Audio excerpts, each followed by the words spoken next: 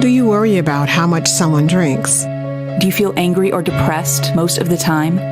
Do you feel neglected or unloved? Do you feel that if the drinker loved you, she or he would stop drinking?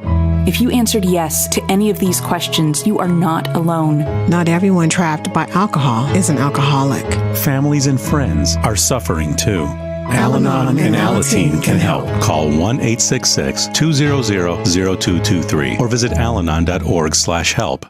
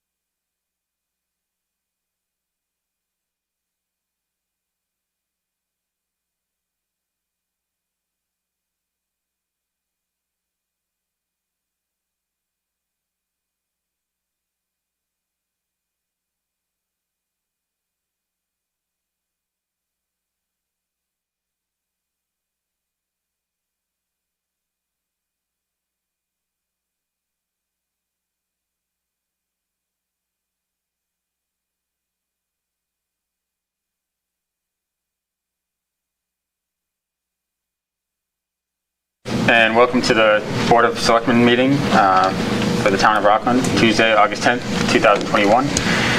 Please be advised that this open meeting is being broadcast live and recorded by WRPS for playback on Comcast Channel 14 and Verizon Channel 31. It's also available live online at www.wrpsrockland.com/TV and within 24 hours via video on demand at www.youtube.com/WRPSRockland. Please go to wrpsrockland.com for further information. Selectman Ryan, can you lead us in the Pledge of Allegiance?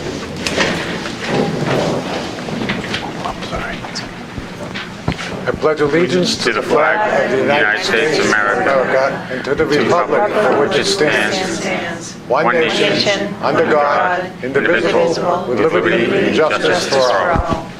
Thank you.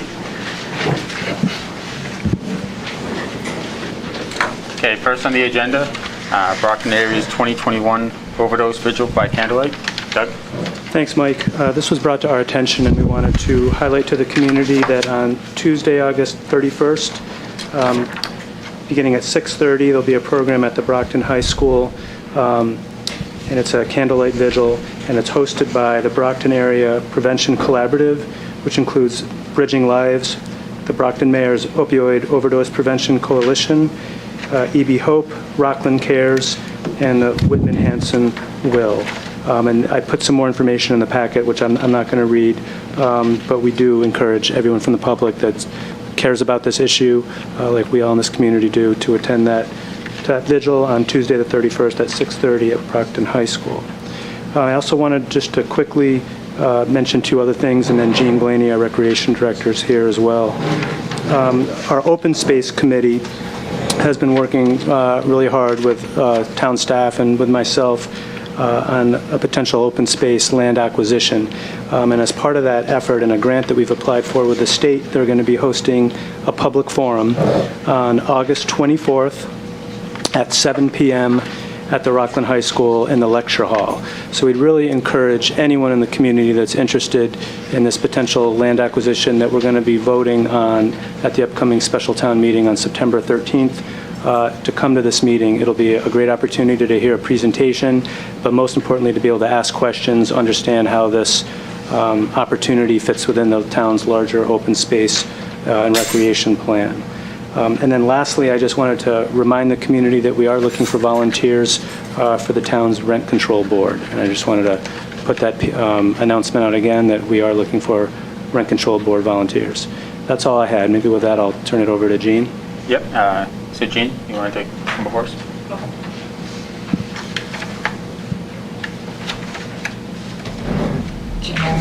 Come up.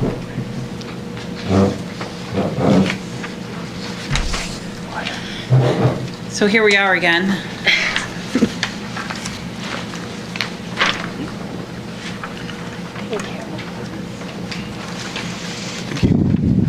Jean, remind me, were you for a community announcement or for the one-day liquor? The one-day liquor license. So you know what, I jumped the gun yet. I'm sorry. I thought you were, so let's sit tight. I'm sorry. Okay. So she's not a community announcement? She's not. No. That was my mistake. Okay. All right, no problem. Moving on. Next on the agenda, minutes. Review and approval of minutes of July 13th, 2021. Motion to approve. I have a motion to approve. Second. I have a motion and a second. All those in favor? Aye. It's unanimous. Okay. Next on the agenda, new business. Board annual reorganization. Mr. Chairman, if I may, I think that you're doing a great job, and the way things are going these days, we should stick with Mr. O'Loughlin, because he's involved in an awful lot of projects that are very important to the town of Rockland right now, and we need a strong leader in there. So I'm going to nominate Mike to remain as chairman of the Rockland Board of Selectmen. I will second that. Thank you, Larry. Thank you, Kara. Any other discussion? So, one of the things when I originally ran, I thought at the time that it would be important to change up the leadership of a board to keep things fresh. And having worked with Mr. O'Loughlin on the Finance Committee for so many years, and now having the pleasure on the Board of Selectmen, he certainly has changed my opinion. While I still think in certain circumstances it may be healthy for a board, it's obvious the passion that he shows, the dedication that he has to this town and the townspeople. We are all in better hands with Mike at the leadership of this board. Thank you, Rich. Appreciate that. Okay, so I have a motion and a second. All those in favor? Aye. Aye. Thank you, guys. To your point, Rich, I think the first year that I was elected chairman, I said that I was only going to do it for 1 year because I felt it was important to continue to change. But after going through all the stuff we've gone through with COVID and all the other stuff that we've gone through, without getting specific, there's been a lot. I really do appreciate the confidence you guys still have in me, and I hope to continue to do a good job and lead with integrity and make you guys proud. So thank you. And now I'll entertain nominations for vice chairman. So I would like to make a nomination to keep Karen Nyman in the role of vice chair. I'll second that. I have a motion and a second. Any further discussion? Seeing none, all those in favor? Aye. Aye. All right. Back again. There you Thanks, go. guys. Thank you both. You ain't getting off the Thank you. hook that easy. Okay, next on the agenda. It's deja vu all over again. One-day liquor license request at Rockland Farmers Market.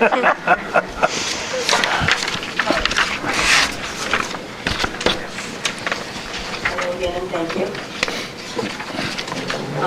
So yeah, we're just back again. We're trying to, I guess, better our farmers market each time. We're seeing that the community's really taking a liking to what we're doing, and we want to kind of add more to it. That being said, 90-plus sellers. We're pretty proud that we got them as a distributor. They have a 25-foot van, or wine truck, I should say. I think it's called Rosé and Bubbly, that they want to attend 4 dates, possibly the next 5, at the farmers market.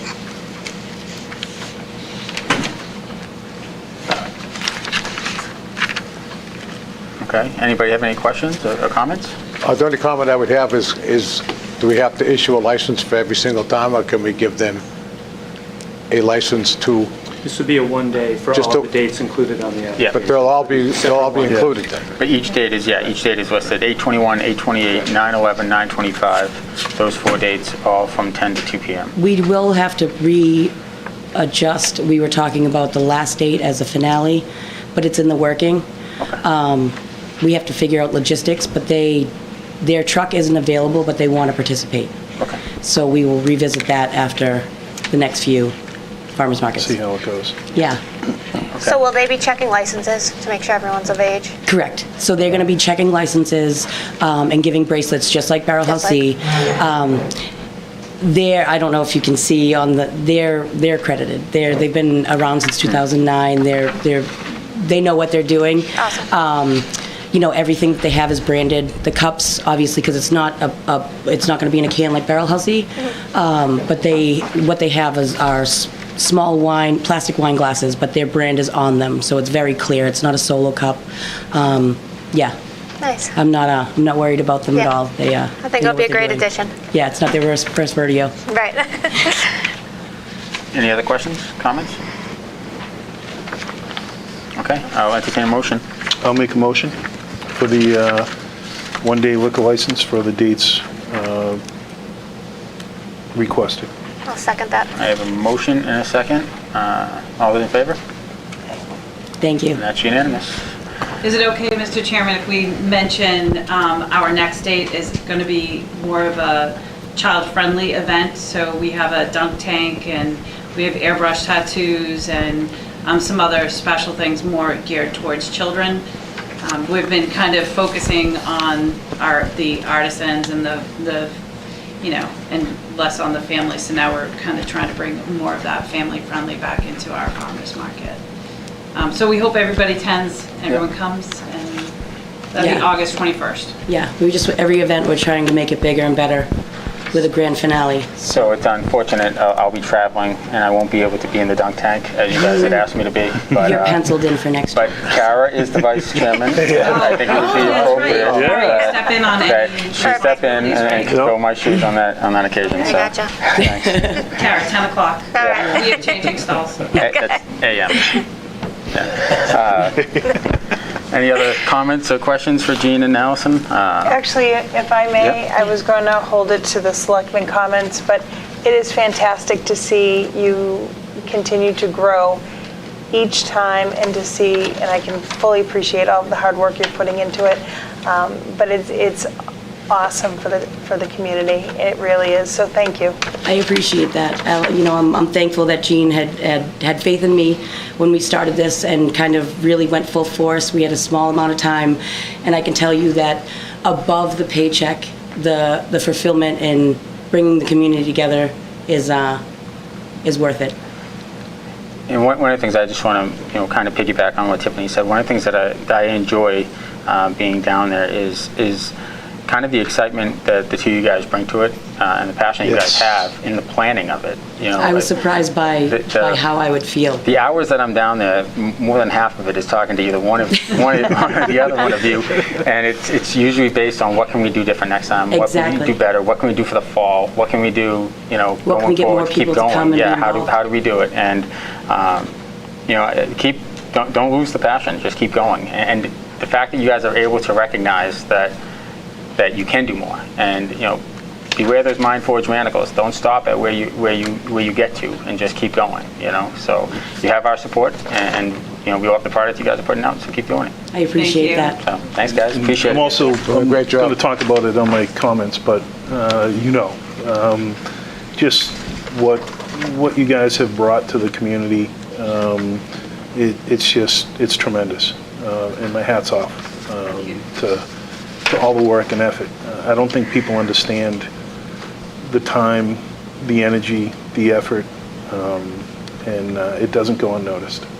I appreciate that. We want to rebuild to where we were when I grew up in this town, and like I said, it's more fulfilling than a paycheck. It's really bringing people together, and the more that we do, the more that we give to the kids. I mean, every level.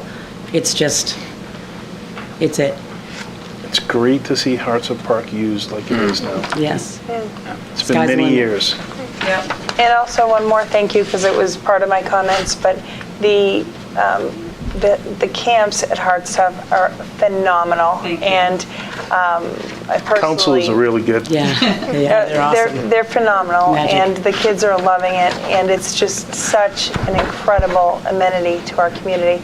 And everybody is working so hard there, and at the same time, the kids just absolutely love it. So thank you. Thanks. And isn't it great to be having this conversation now, Gene, after the conversation that we had during COVID? Yes. Whether we thought that this program was going to be done for good, and now it's just thriving. So Yes. it's great. It's a different stress. Take a step back and enjoy it. Take a step back and enjoy it. It's a great problem to have. So I appreciate the comments. thanks, Thank you guys. very Appreciate much. it. Thank you, guys. Thanks, everyone. Thank you. Okay, on to some really exciting stuff. Year-end transfers. Town accountant Elizabeth Zaleski. And Mike, while Biz is coming Yep. up to the microphone, let me just add that in your electronic packet I gave you had the full spreadsheet that she's Yep. going to discuss. I just noticed that in the paper packet in the 3-ring binder, they got kind of cut off a little bit. Okay. So, but Biz she can verbally explain things. Good evening. Thank you for having me. Biz, how are you? Thank you for being How here. is everybody? Beautiful. I'm not sure if you had a chance to look at the documents, but when we met last time, I requested that I report to you the year-end transfers at your August meeting due to time constraints, etc. In general, the year-end transfers went very, very well. There are 2 issues that I did take from the reserve fund transfer. One was additional snow and ice, which is approximately $71,000, $71,622.49, and for the school department special articles for the transportation articles. They paid some out of one account, some out of a different account. So rather than coming up with the deficit, their net variance was $117. So I did do a year-end transfer from the Finance Committee reserve as well to close out that deficit so that the book is clean for the school department transportation, so everything's going forward nice and clean. The two items that we had that had to go out of department were the tax title fees. As we know, we had a lot of tax title issues this year. So that budget was overspent by $6,676, of which I took the transfer from a like account, which is the legal account, for the same amount. So that would close in the positive. Also, in the town meeting elections, we had a deficit of $1,756.63, of which we also took from a like account related to elections. And then everything else you see in the report is interdepartmental transfers, so that when a department has to encumber funds to pay the bills this year, they have to save money from last year. I have to make sure that the line I'm encumbering from has a positive balance. So you'll see some transfers within departments themselves. But the net difference in every department was zero. So in essence, the year-end transfers were very, very good. On the special town meeting, there are 5 or 6 invoices that we'll have to pay from unpaid bills of the prior year. They're all small. The department should be congratulated for all the hard work to get all this information in a timely fashion so we could actually get this done and not have a larger list of unpaid bills. So they should be patted on the back. They do work very hard. Are there any questions on the transfers that you may have? Any questions, concerns? No, but I would like to say thank you. You do a great job over in that office, and the two young ladies that you work with are highly efficient and certainly know their job very well, and you run a good office over there. They do know their jobs. I'm very proud of them. They work very hard. They do. Thank you. All set? Anybody else? Thanks, Biz. Thanks, Biz. Thank you. Okay, so next on the agenda, it was the local rapid recovery plan presentation and adoption, but we're going to pass that over tonight. This is scheduling conflict with the state. Okay, next on the agenda is the cultural council appointments. Cynthia Ward and John Cheney. I'm not sure if either of them are here or not. Can't tell. I guess that's a no. Yep. I'm assuming the board knows these individuals. If not, we can certainly try to reschedule and they're able to come, but assuming you know them. I'll make a motion to appoint both. Cynthia Ward and John Cheney. John J. Cheney. Just want to make sure I get his name right. So I have a motion and a second. Second. Okay, so motion in 2 seconds. All those in favor? That's unanimous. Thank you. No problem. Rich is quiet. Next on the agenda, CDBG single case waiver request. Doug. Sure. So in your packet, you have a memorandum from our CDBG program director, Wayne Dara, along with all the backup information. And it's a pretty standard thing the board's done many times before. If the projected costs are going to exceed the per unit cost cap that the feds put out, you need to formally vote to allow a waiver of it. And you can see in the documentation how important these repairs are at this particular home. Extensive work needed to make the bathroom be able to accommodate the disability of the homeowner and correct building and sanitary code issues. And I have to say, I'm always struck whenever I see these requests come in, just how important this work is that the CDBG program does for us to help people in our community that need the assistance. So all the documentation's here. It makes sense. I highly recommend it. Any further discussion? I'll make a motion. Second. I have a motion, I have a second. All those in favor? Aye. It's unanimous. Wayne Dara does a great job for us, too. Really does.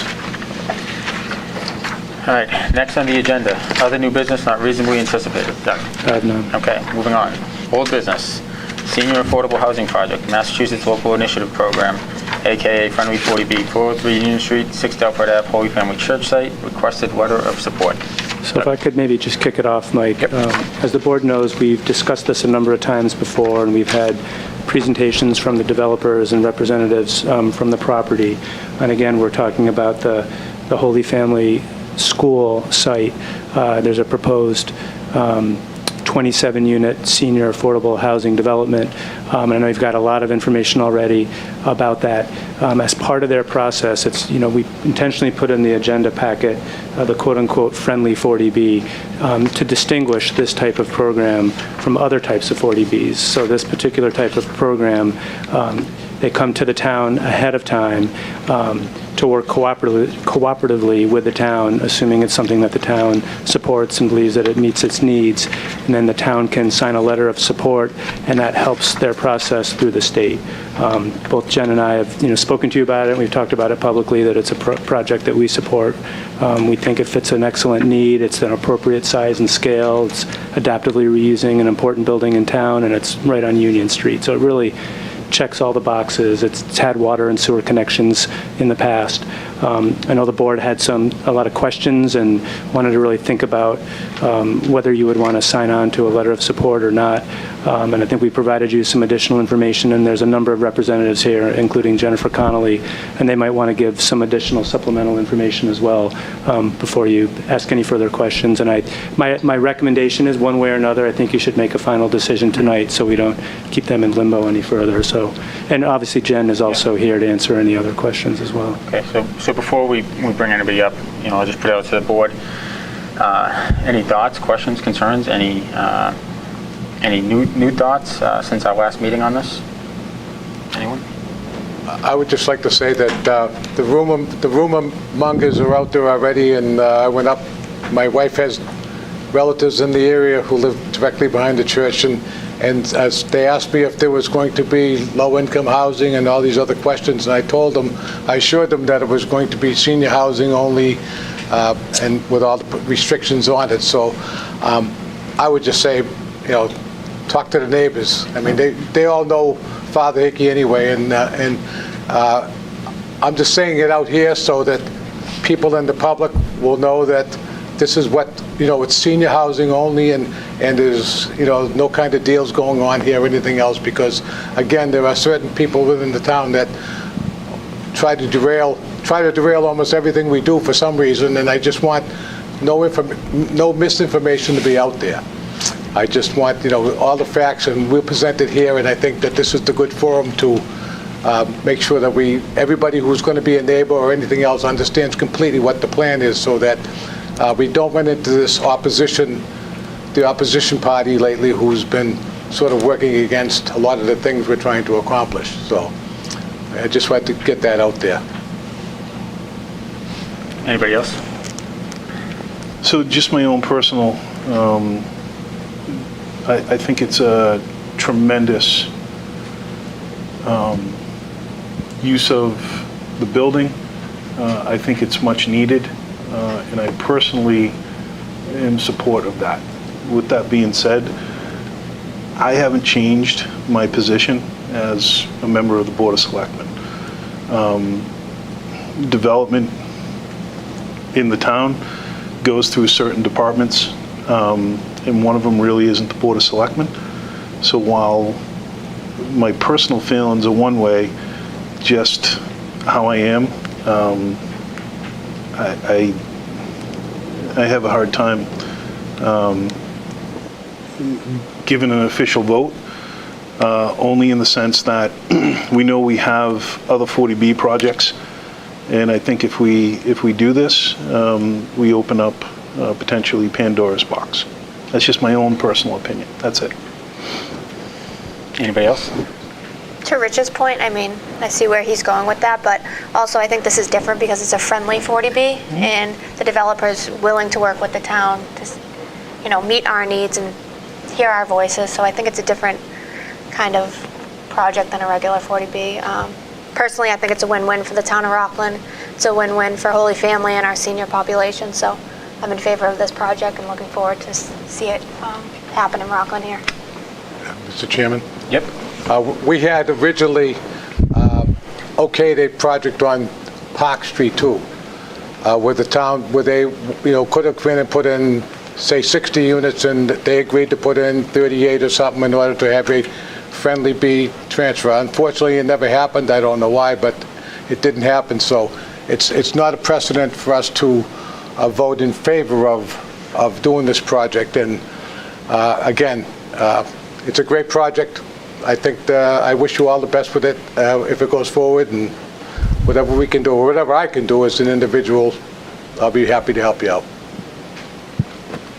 Okay, anybody else? I actually will chime in with my support. I think it's great for the town, and with the senior population growing as it is, and the need so prevalent, to be able to reuse the historic building on Union Street for such an amenity for the town, I think is very positive.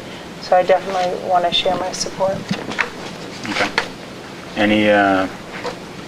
Any motion to be made? I make a motion to write a letter of support for the project at the Holy Family School. I'll second it. Okay, we have a motion and a second. Any further discussion? Okay, all those in favor? I'll abstain on the vote. You abstain. Okay. All right, that passed. All right. It's approved. Thank you. Yep. That was easy. Yep. I just have one question, if that's okay. Will Rockland seniors get priority to apply? Yeah, we asked them that for Okay. that. That was one of the conditions that we Through the had first asked. go-around. After that, After the then first it's year. open. Right. Yes, to be more specific, the state just, I'm the Joe Armstrong, the consultant for Jennifer Conley, our project executive on this effort. I've been proud to work with Conley and Partners for 25 years on their very worthy efforts.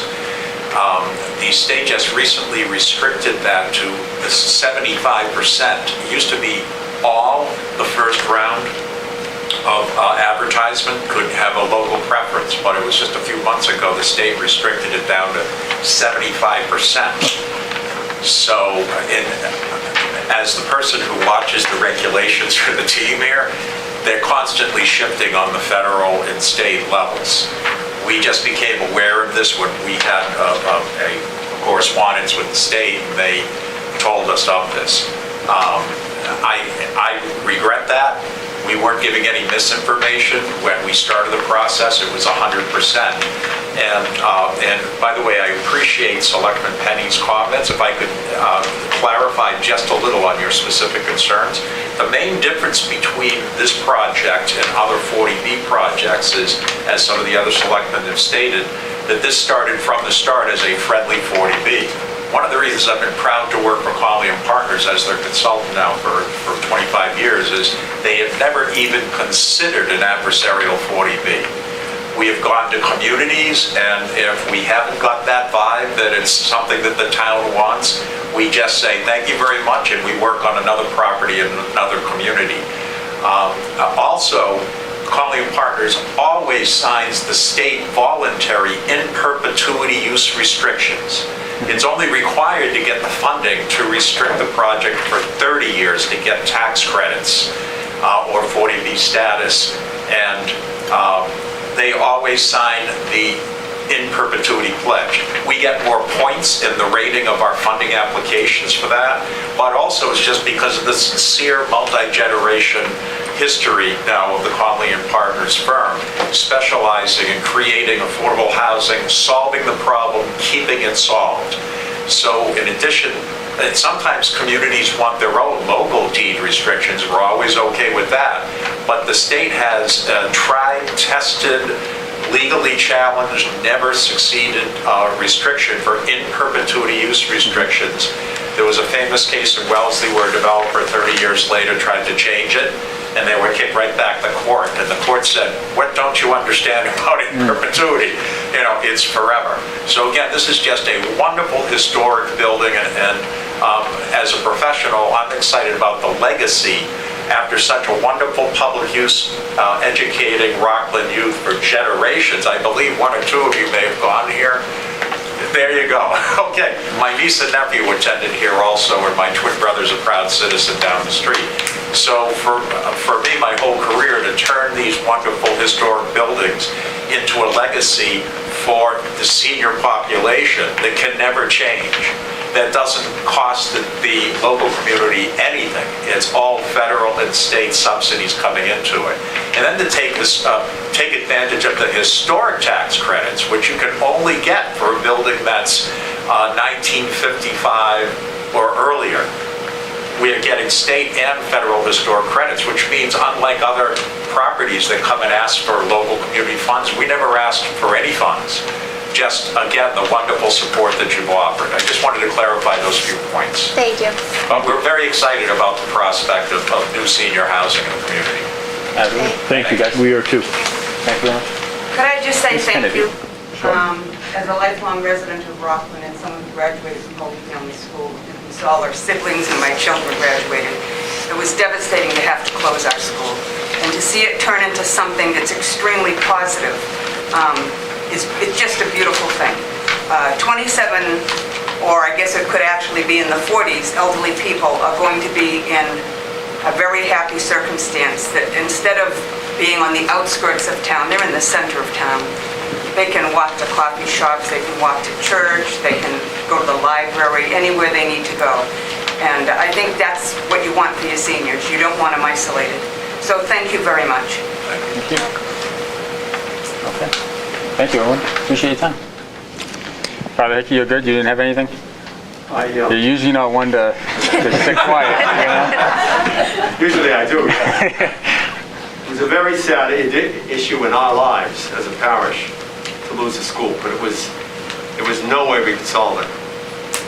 These people, Conley Partners, in my view, are a magnificent company seeking to take care of social justice as it's need to be done. And this town, I think 5 years ago, was going to say it would double the number of elderly people living in the town. So the issue will increase as we go along. It's a marvelous use for a population that's very needed, done by a group of people who are, I think, professional, but more than that.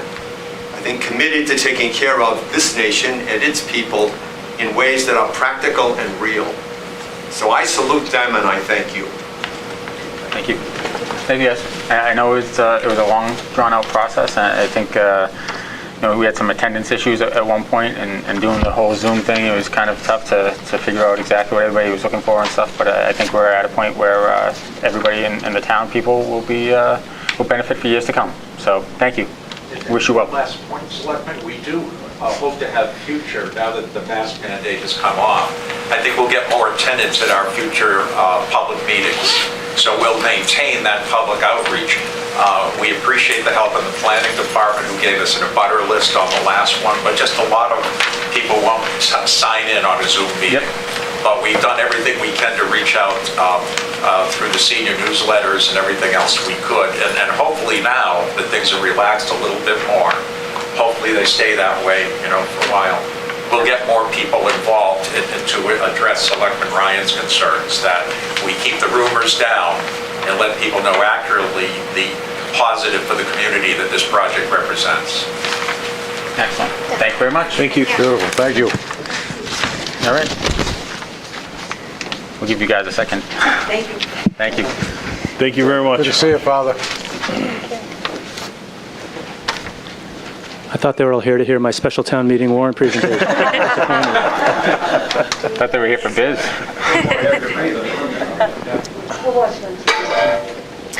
Thank you, ladies. Thank you. Thanks very much, everybody. Thank you. Thanks, Colin.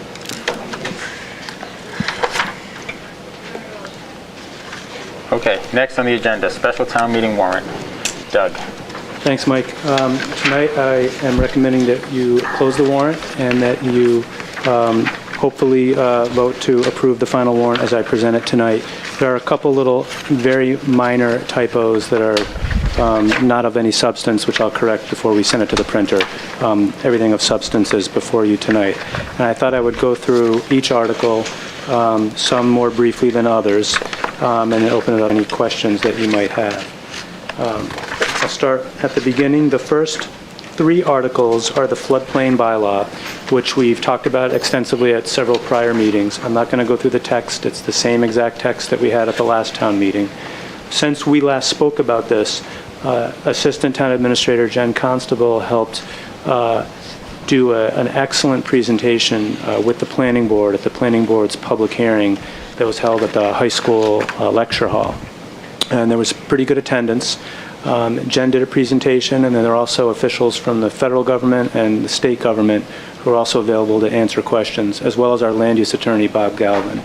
And if you have questions about that, we can certainly ask Jen to come up and answer them, but I think it's fair to say generally that going into the meeting, there were a number of concerns and questions that residents had, and my understanding is, and I certainly watched the video of it, by the end of the meeting, I think they addressed every single concern that everybody brought up, and it seemed to me, and Jen, you correct me if I'm wrong, that really everybody that had those concerns that were at that public hearing, they were comfortable, and even after the close of the meeting expressed their vocal support to endorse this. Now that they had more information, were able to get their questions answered. In addition to that public hearing, and again, that was recorded by RPS, so it's on the WRPS YouTube channel if anybody wants to view it, which I'd recommend. Jen and I also put together 2 new pages on the town website dedicated specifically for this topic. One is more general about the National Flood Insurance Program. There's a little video on there, and there's a number of different links that residents can click, put in your own address, see where you fall, understand what this program is, what the ramifications are of being out of it. And then another page that's specific to the town's proposed zoning bylaw, all the maps. One of the questions some folks from the community had is, well, there's all these 8 separate maps. I just want to see one map of the whole town. And we tried to explain previously that we don't make the maps. The maps are given to us by FEMA. But our building inspector, Tom Rubel, did a literal cut and paste job and taped them all together and lined them up properly. And we scanned it and uploaded it to our website. We call it an unofficial compilation map.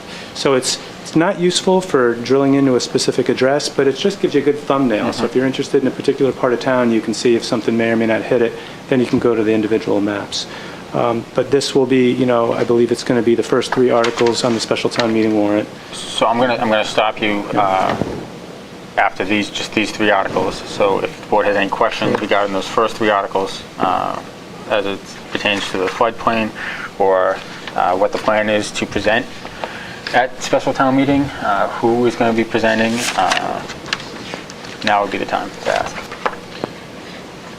So what is the plan? Who is going to present? Is Attorney Galvin going to be there? Are we going to have a representative from the state or federal? Or Yes and yes, but why don't I ask Jen, if you don't mind, to maybe speak to that a little bit more. Okay. But the short answer is yes and yes, but I'll let Jen fill in the details. And Jen, I will say, having watched the public meeting that you held, I thought you did an excellent job. I thought you were an absolute rock star at that meeting. So, great job. Yep. So I think for town meeting, I'm happy to do maybe a little shortened version of the presentation that I made at the Planning Board's public hearing. We will, as Doug mentioned, have Attorney Galvin present, as well as representatives from FEMA and DCR, which is the state's local agency representing the National Flood Insurance Program. And beyond that, we're happy to, we'll take questions just like any other town meeting and address them as they arise. Okay, what kind of outreach have we done besides doing the website, which I saw the other day, which was good, as far as getting to the residents that are specifically affected by the floodplain bylaw? Right. So we haven't done that yet, okay, but we plan on it. Okay. So we will. Okay. Anybody else? Any other questions? Good job. Excellent job. And I think maybe to that last point, Mike, part of it was we wanted to see who was going to come to the public hearing. Sure. And then, so we kind of checked some of those off there, so we'll focus on the remaining after that. Okay. And if I could make one more point. Yep. On the town's website, as well as what was presented at the planning board hearing, there is a link to FEMA's site, and FEMA has a page where a resident can access the page, literally just type in their property address or any other address that they're interested in town, and it will pull up there. It's referred to as a fermet. So it's a very specific map to their location, has map key, and we'll let them know very clearly whether or not that property is within a floodplain or not, and which And floodplain. what type of floodplain. Exactly. Yeah. Okay. All right, thank you, Jen. It's very easy to use. Yeah, it's incredibly easy. All right. Doug, continue. Article 4. Great, thank you. So Article 4, so this is a big one, and we've talked about this briefly, but I want to get into it in a little bit more depth tonight. So Article 4 is a town meeting vote to authorize the town to acquire nearly 34 acres of open space. And this particular opportunity is arising through a right of first refusal. And what that means is this property used to be a working farm, and so as part of that, they got tax benefits through a state program. And part of the state law that gives them those tax breaks is that if they do seek to sell and develop, or really just change the use in the future, they have to give the town the right of first refusal first to make sure that we're not interested in preserving that property. So that's what this article does, is it gives us authorization to acquire that property through the right of first refusal. There's a signed purchase and sale with a developer to develop this property. As part of this effort, we have worked with the Open Space Committee, as I mentioned in the community announcements, to pursue a state grant as part of the financing. The total cost of the acquisition for just the land is $900,000. We've added on top of that another $30,000 for various extra costs, such as legal fees, title work, surveys, all those kinds of ancillary things that we'd need to do. This specific language in this article, if you'll notice, it's long and it's technical and it seems like a huge run-on sentence. As part of the state grant, which I should highlight again, the maximum amount which we applied for is $400,000. They require that the town's attorney work with the state attorney to have them approve the language. So this language had to be written this way and had to be approved by the state in order for us to be eligible for the grant. I'm going to hand out in a minute like a very rough draft of a PowerPoint presentation that I plan on showing just so I can get your feedback. But in particular, the last slide gets into the details of the financing of it, which I want it to be transparent with town meeting.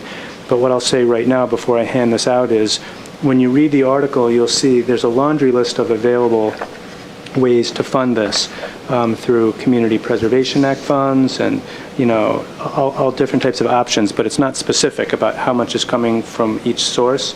So that will all be made very clear in a separate motion. So for this particular article, the article will stand as it's written, but in addition, there'll be a separate detailed motion that someone will make that will say this much is coming from here, that much is coming from there. The Open Space Committee has been, it's been fun for Jen and I to work with them. They've done a ton of work. The grant was a lot of work. We've had a site visit with an official from the state who had to come down and tour it. We've also, spoken with Conservation Commission, Community Preservation Act. I mean, this is really sort of universally accepted as a wonderful opportunity, because in a town that's 10 square miles, 34 acres of protected open space that has imminent development pending doesn't come along very often. So with that, if I can, I'd like to just to hand this out. It's very brief, but I want to just go over part of it with you.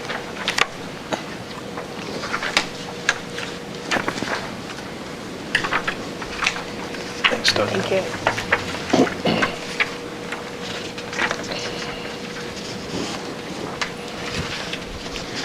So again, this is rough, and I intentionally want to keep this brief at town meeting.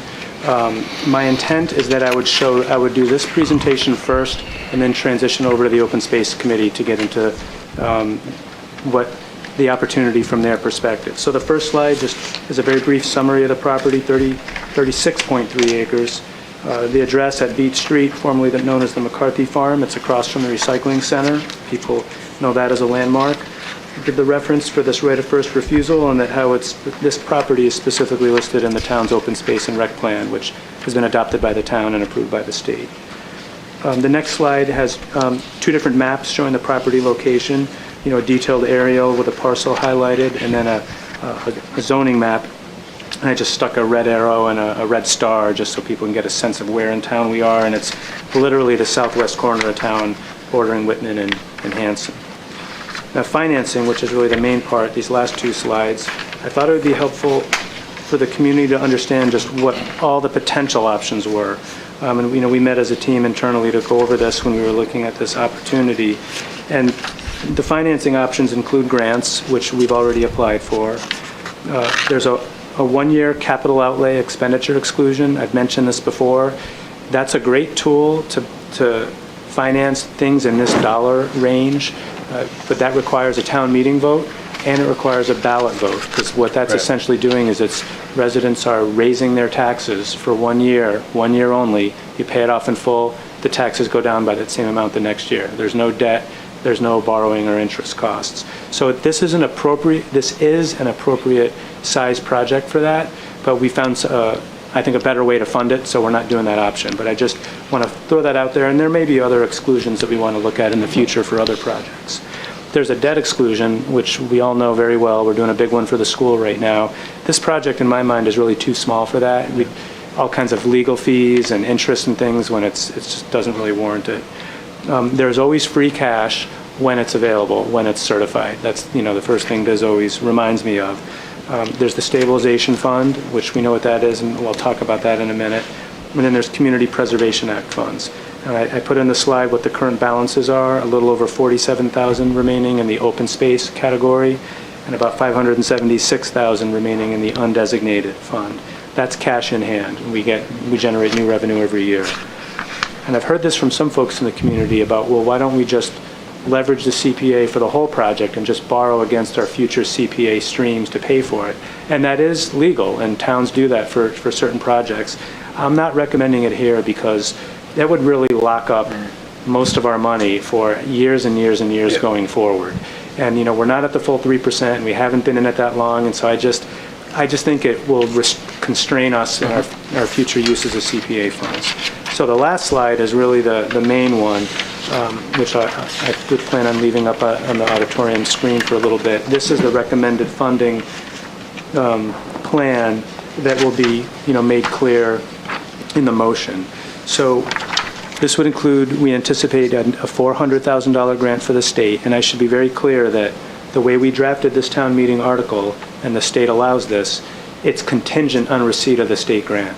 So if we don't receive the state grant, then the deal's off, then the authorization isn't there. So we're assuming we're going to get this $400,000 grant. We would then take $45,000 from the Community Preservation Act from the Open Space Reserve. We take $205,000 from the undesignated portion of Community Preservation Act funds. And again, for those in the public, there's 3 categories. Each are 10% for set-asides you have to have, historic preservation, open space, right? And then there's the 70% that you can use for any purpose. So this would take $205,000 from that.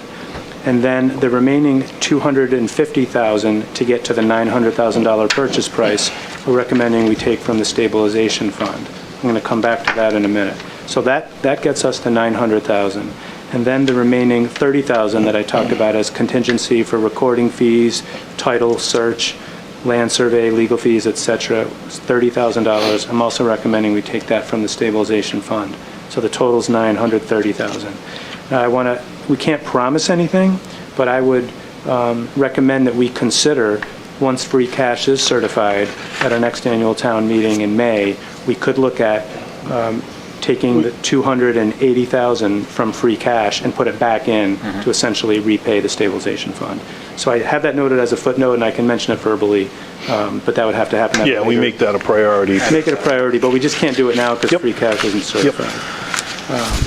So that, and then from there, I plan on turning it over to the Open Space Committee. So I think that's all I have on that article. If you have any questions, yes, Larry? I have a question. Sure. If we don't buy it, what's going to happen to that land? Right, so if we don't buy it, there's a pending purchase and sale agreement with a developer to develop, I think it's in the neighborhood of 36 plus units of housing. So they're there would be housing It would be a developed on that 40B site. project? I don't believe so. No. No, just a regular housing project I then? believe so, right, just regular housing project. With open space designated in that area. Right, there would have to be, and there's plenty of room for that. Yeah. But the short answer is, again, there's a pending purchase and sale with a developer. But, this would allow us to exercise our right of first refusal if, and that just reminded me of one other point, if I can make before I forget.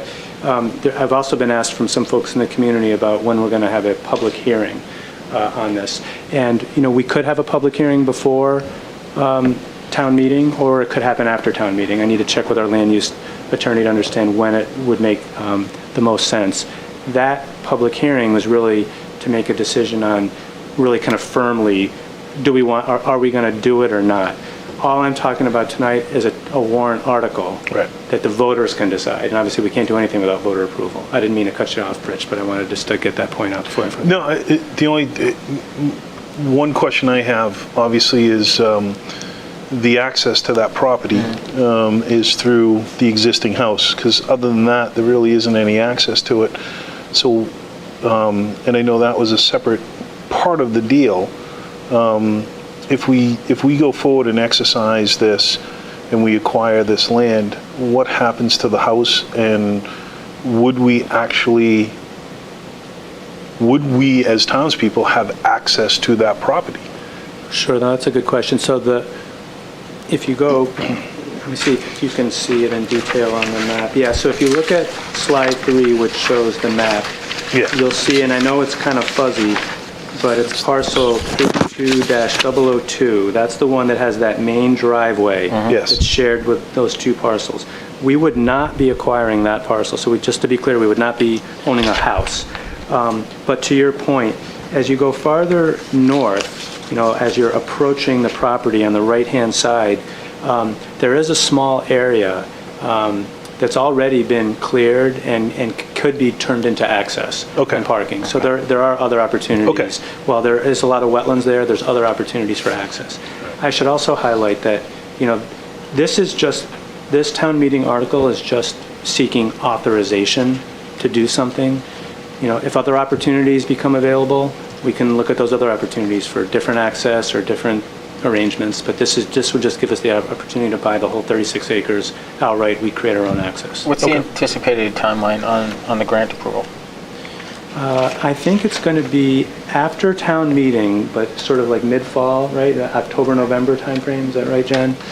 And ultimately, I believe it was a calendar year deadline, for when we would have to actually exercise and close. From the time of the signed purchase and sales agreement to... I think it's December 31st of 2021. Wow. If we accept the grant, we have to close and acquire the property by December 31st. Gotcha, okay. Part of it, though, there's also different fiscal years that we could get the grant in. That's assuming, the FY22 grant gets approved. So that's why we're doing this at a special and not waiting to the annual, because that would be after December and it'd be too late. Because do we have a certain time period to act on this? Because obviously there's a signed purchase and sales agreement. So we just received a new notice. They call it a formal notice. We just received that a week or two ago, and I believe we have 120 days from that date of receipt. So we just received the formal notice now? Correct. So we have 120 days to act on that? Correct. From that point, okay. Now, do we have any support from our state rep or from state senators or anybody on this grant? I'm pushing this grant, and I don't know that we were under such a time constraint. I don't know that we actually reached out to them, but that's a good point. Okay. That's a good point. I will do that.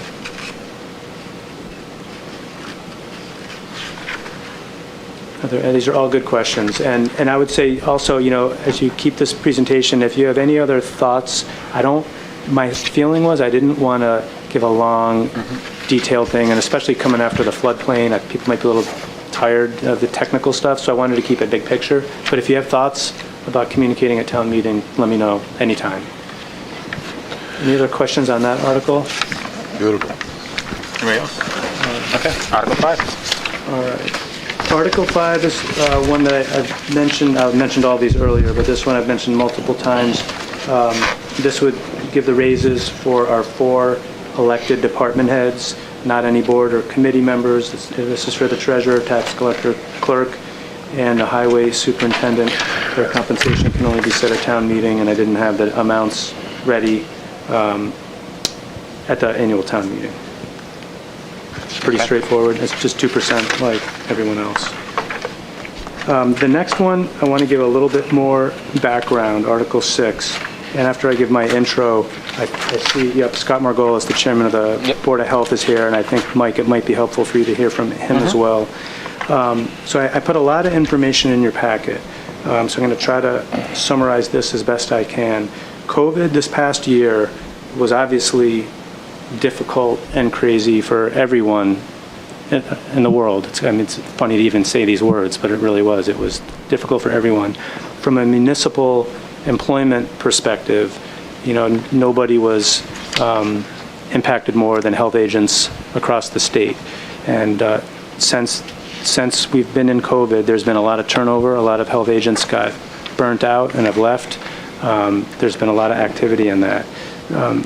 Toward the end of last fiscal year, the Board of Health requested that we provide some additional compensation to the health agent in recognition of literally 24/7 work around the clock dealing with COVID, in addition to all the other things that the health department has to deal with. And especially while we did not have a contracted public health nurse agency, since the VNA previously did not renew our contract. So for a variety of reasons, including financial constraints, I couldn't do anything at the end of the last fiscal year. But in conversations with the chairman of the Board of Health, we did agree to look going forward at collecting some data, doing a proper salary compensation analysis, look at what our comparable towns are paying to see if we are out of whack and see if things really have changed because of COVID. Let's get the data, and then we could look at a possible adjustment to that salary starting for FY22, which started this past July 1. So the Board of Health, requested this. We worked with our HR director, Stacy Callahan, who's in the room as well, and I provided you quite a bit of detail. They did excellent work, and the upshot is, while we provided the full spreadsheet, if you really just distill it down to our comparable communities that are in the South Shore, similar size, across the board, all the health agent salaries went up, and it's a supply and demand issue. And when you look at their current salaries, they're all generally, on average, it gets to about $80,000. So we're about $10,000 light. So based on that, I said I wanted to look at the data, and that's what the data shows. So what we're recommending here in this article is to increase the health agent's salary from $70,100 up to $80,000. Now, it looks a little confusing because, and I'll explain why. The first part is, when you look at what we voted at the last annual town meeting, it doesn't show $70,100. It shows $61,200 because we do a direct charge of $8,900 from the revolving fund for all the work that the health agent does at the recycling center and dealing with trash and everything associated with that. So when you add those two amounts, that's how you get to the $70,100. So to get from $70,100 up to the $80,000, that direct charge from the revolving fund would remain unchanged, but I'm recommending taking the remaining $9,900 from the public health nurse line, which is a separate account, separate department, the way we show it, because that position is still currently unfilled. I know we've been working hard trying to get a public health nurse on board, and I actually think we're pretty close, but there will still definitely be savings because we're months into the fiscal year. So I'm proposing to pay for it. I'm not adding any money to the budget. I'm just reallocating from the public health nurse line to the health agent line. So maybe with that general overview, Mike, unless you have any questions for me, I thought maybe you could hear directly from Chairman Margolis. Yeah, Scott, if you want to come up. Thank you.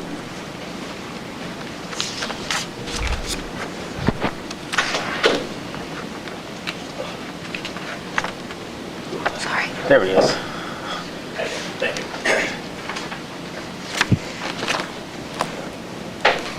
questions? Thank you, Doug. That was a very good. And maybe I should just add that you did vote, you did discuss this at your last Board of Health meeting, and and his board did vote in support. That we did. Questions? Well, I figured maybe, Doug I thought did a pretty good job covering some stuff, but I thought maybe, just hearing your support and the support of your board, would obviously make it easier for us to put it on the warrant. Yep. Yeah, definitely. And I think it's more importantly, it's more important for it to get out to the general public and be said by the Board of Health, right? So absolutely, definitely. So as you know, we have been looking at ways of compensation for all the additional responsibilities that COVID and lack of public health nurse put on the department, and particularly on top of the agent's shoulders. As Doug said, we looked at all the surrounding towns. I believe you do have a copy of we do. Yep. Of the spreadsheet. That thank you, Stacy, for putting all that together. So all the as a chairman, I worked with Del Shawn, the health agent, to work on a public records request to gather all this data. So we were comparing apples to apples across the board. So all those responses were given to Stacy in HR. She put together the whole spreadsheet for that, and the analysis to determine if the health agent was being paid a similar or median range compared to the agent's peers. So we looked at it, and we whittled it down, as Doug said, to the pertinent South Shore towns comparable to us. We're not comparing us to, say, Newton, or other, or Worcester, or other, large towns that are completely different than us. And basically what it showed was that, for the South Shore towns of similar sizes, and removing the outliers, the high and the low, for the Hingham was the high, no surprise there. And let's see, who was the Hanson was the low. Hanson was the low. Again, no surprise there.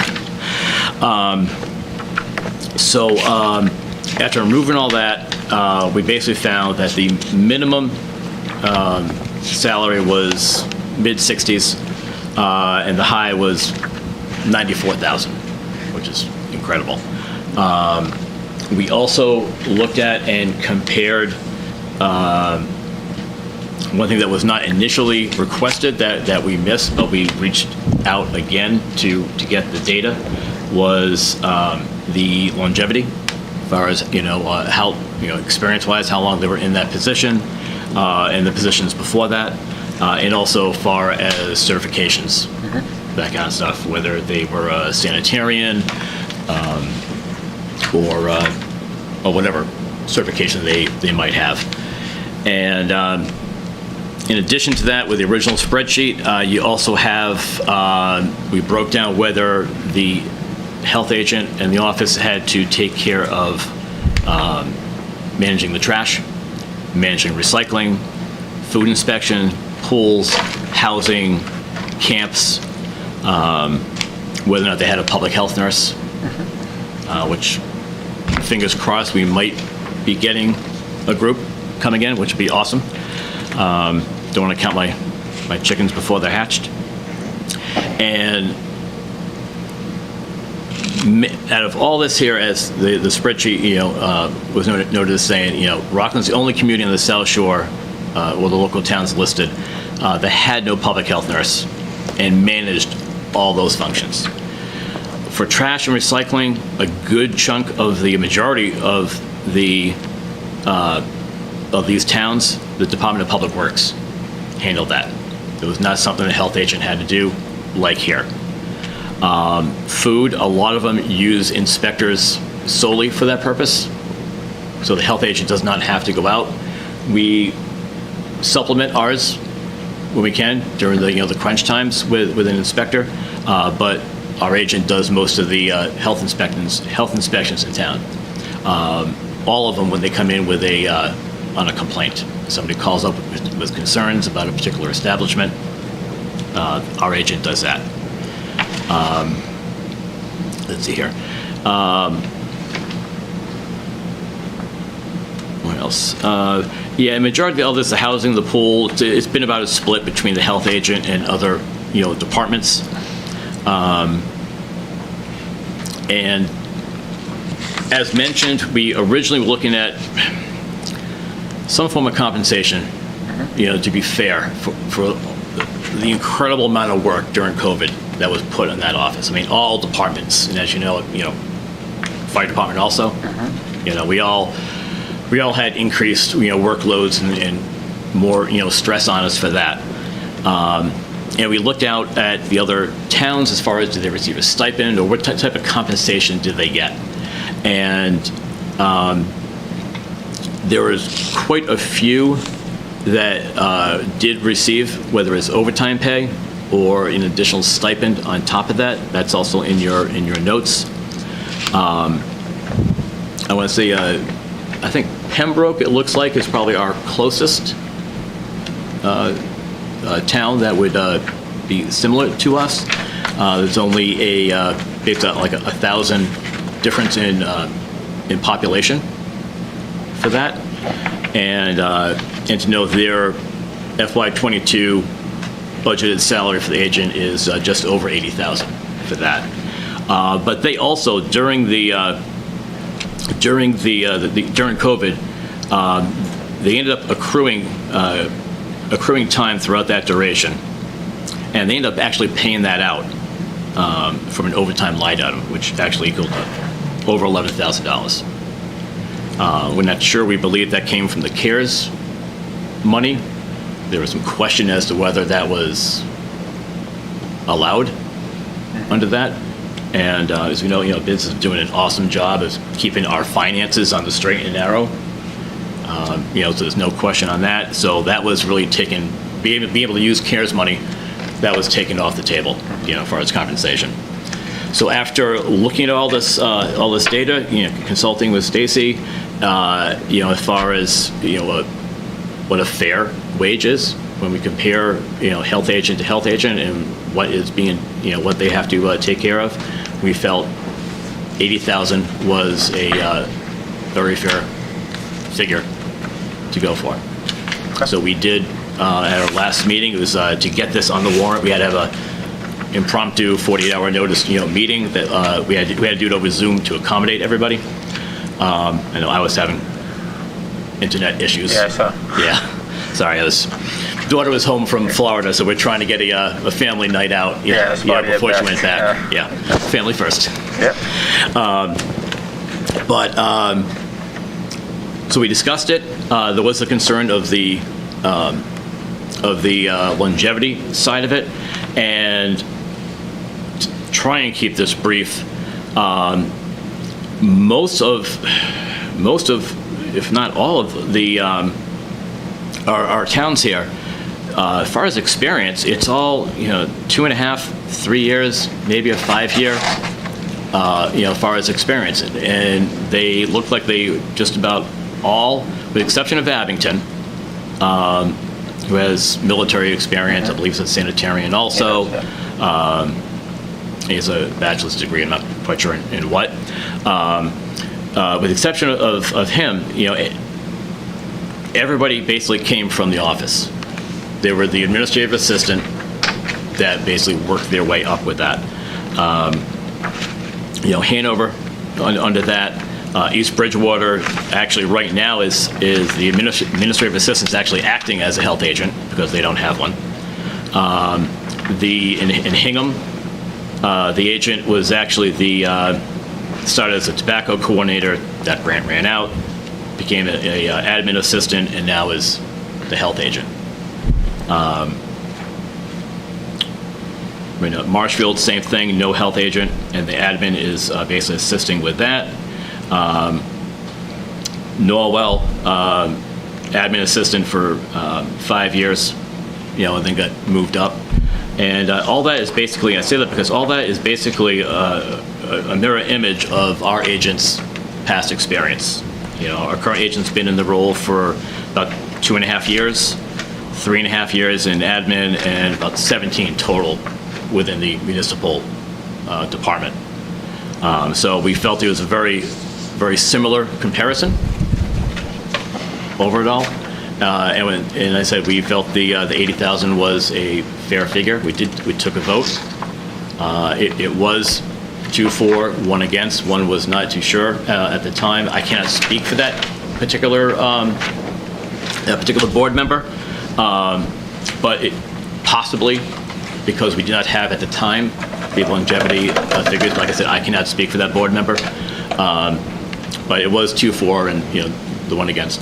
But so the motion passed to look at raising the compensation to 80,000. Okay. Thank you, Scott. Yep. I'll open up the questions from the board. Anybody? So, just so I'm clear on this, this is now looking to increase her compensation as a comparison to other towns, not to compensate her for increased workload because of COVID. At this point, it should be a market correction. At this point, it's a market correction for salary, because that's what we did the salary. It's a market correction for the salary compared, because, as Doug said, the job has changed greatly since COVID. Initially, we were looking at compensation for the additional duties and stuff, but with the town council and I assume Biz, had some input in that also. We realized legally we were treading on thin ice with that, as far as like using CARES money and that kind of stuff, and we don't want to do that. Town's come a long way. So we discussions. Chairman O'Loughlin and Town Administrator Doug Lapp. We met along with John Clifford, and we felt the best way to go forward was to do a market comparison. And that's what prompted the reach out for the public records request. And then, as I said, data was collected, analyzed, and that figure was come up with. Certainly the optics don't look great when, certainly with COVID, every first responder saw an increase in workload, saw an increase in the risk that they took every single day. Sure. Every teacher, every employee at a school, the list can go on and on. It was an unfortunate, or it wasn't an unfortunate, it is an unfortunate situation that certainly is not going away. For me, the optics of a salaried employee tracking hours doesn't look good. It just doesn't. If I could... Hold on. Let me... I just want to make a comment. So, when you take a job as a salaried employee, which I am one, you don't count your hours. You know that when you start. You got your compensation. You negotiate your compensation. You have a job to do. Good days, bad days, horrible days, whatever it is, and whatever the situation is, you signed up for it. And if at the end of the day, the job isn't what you signed up for, you can walk away. So for me, this whole thing that started through counting hours as a salaried employee, did you count your hours, Scott? I know the teachers didn't. I know cops didn't. It's just what it was, right? So the optics to me are just don't look good. Now, going down the road, if this was originally presented as a market correction and looking at other jobs, other positions, we've done that multiple times. It looks differently than what started this process that ends up being a potential market correction, which I'm actually more in support of looking at a market correction if, at the end of the day, you're comparing apples to apples, right? Excellent. I just struggle with how we got to this point. Okay. And again, I would like to clarify it's something. Okay. Okay. So you mentioned the tracking the hours. Yeah. As I mentioned to, I believe in the meeting, I think it was with John Clifford. I can't recall exactly who was in the meeting. But the tracking the hours thing, that actually started way before COVID. That was something I actually requested before I was chairman when Del Shawn first started. To basically, not so much track the hours, but track, what was being done, kind of thing. As far as time management goes. Tracking productivity and time management is one thing, but tracking hours is tracking hours to come back to increase your compensation when you're a salaried employee, not good. Not good. No, that was not the intent pre-COVID when I requested that she starts to just to make sure, because as unfortunately as we all know, there are some people that don't particularly care for our choice in health agent for whatever reason, and to combat that, to have facts and stuff, I asked her to start to basically, lay out her day, of the meeting she goes to, the inspection she goes to. But hours are irrelevant, Scott, when you're salary. Track out your day. I've been salary. Track out your day on what you're doing. It doesn't have to be tracked out what your hours are. If you have a job to do and you have specific tasks to do that you're responsible for, if you get them done in 6 hours in a day because you're very efficient, or it takes 12 hours a day because you're not, ultimately the hours are irrelevant. You get a job to do, you got to do it. So I understand the tracking of it, and if at the end of the day it's taking longer, then yes, maybe you can help with some different things. But again, it goes back to use that number to come back and say, hey, I worked an extra, I think it was 406 hours. You know what? I don't track my hours, and neither does anyone else. That list came, it was not originally tracked right from the get-go. As I said, it was more the job task, the day, time management, that kind of thing to, make sure, the office was being run, very efficiently. That list of hours came when we realized that looking at what she's accomplishing and everything, and in addition to the extra days that she, to get this done. Because no public health nurse, all the contract tracing that had to get done, and I can't recall all the other things, that off the top of my head that the office was taking care of at the time. So that was one of the things. It's like, well, I understand, your salary, right? I've been there too. And that's, just the way it is, like I said. But we looked at it and we're like, this is not the job that we started out with. We're doing two people's jobs. I understand that. So I guess my problem is the board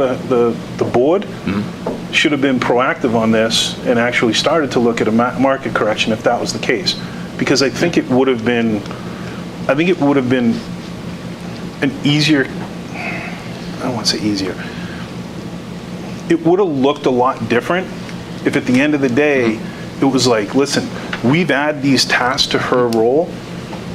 We as a board should look at this and say, hey, we should go out and see what are the other health agents doing, and at the end of the day, if a market correction is needed, and we've done it multiple times. I agree. If that was done, that would have been. All I'm saying is how we got to this right here, the optics don't look great.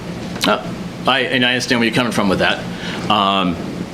But in the end, we did realize that we needed an unbiased, market analysis, to see if any correction has to get done. In comparison to, like you said, in all departments, our work has changed, life has changed, how we, whether you're a teacher and how you teach your class. I have a lot of friends that are teachers, and trying to adapt to that. Police department, fire department, ambulance, everybody. Nurse, everybody, right? It's all changed. Our health agent is not under contract. It's not. It's not. Well, an employee at will. It's okay. Employee at will. Yeah. But you're comparing that to people with union contracts. I could care less about a union contract or an employee at will. It's irrelevant. I don't feel so. You sign up. So here's the difference. Union contract, you don't have to perform and you can still get a job and paid. An employee at will has to work, has to do their job. Okay? So at the end of the day, signed a contract. You signed up for the job. You took the job, knowing very well it's an employee at will position. Actually, sometimes an employee at will position puts you in a better spot, to be honest with you. Because you now have leverage in negotiation. Yeah, because you can walk out the door tomorrow for a different job. And if you actually are a high performer, there's benefits to it. So don't go down the union and non-union, because that's irrelevant with the compensation on the job. I don't feel it is. It's irrelevant. There is negotiation involved, and there is adaptation, within.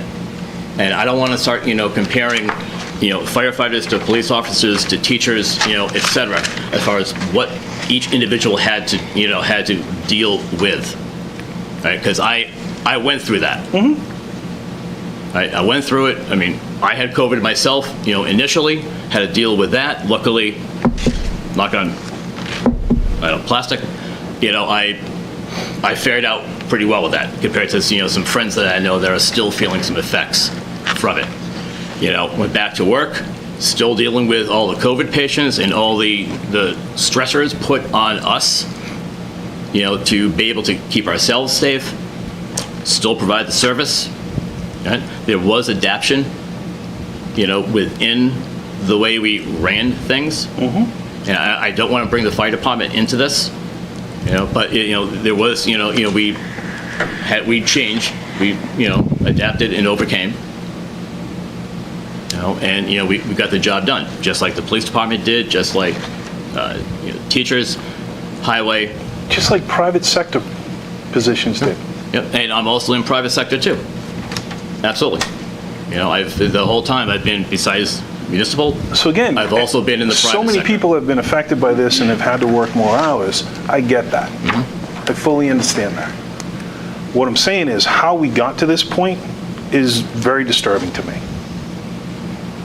If it was presented as a market correction and that's how this all went down, because due to COVID, our health agent had to add this into their workload, and you know what? That's not what they signed up for. And we need to do some research and do a market correction.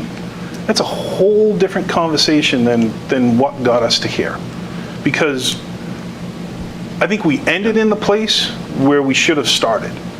But what started this? Again, I'll go down the road. The optics look horrible. Perception. Because there's no other employee in town that tracked their hours and came saying, hey, I worked more because of this and I should get compensated for. Now, I don't know if that was by the health agent. I don't know if that was from the board, but at the end of the day, it just doesn't look. As I said, the list of hours, right, really came more, after it was done. It was not done, as, each day, okay, I'm working this. No, I understand what it was originally. It was like, all right, look back. But it was then used. We knew it you was were working, used for something else. We knew you were working weekends, to accomplish all this work. And it got to be so excessive. It's like, all right, listen, you're right. We should have had the forethought, but at the time, nobody realized we were going to be going on this long with COVID. And unfortunately, it's coming back too. I hate to say it, but the Delta variant is real, and it's a little bit more dangerous than the initial. But as far as, working more hours, you say you don't want to, that being contractual, being unionized, doesn't come into effect. Well, it does, because you get paid time and a half. You have to work more hours, you get paid for it. That's not the case with an employee at will. That's the difference.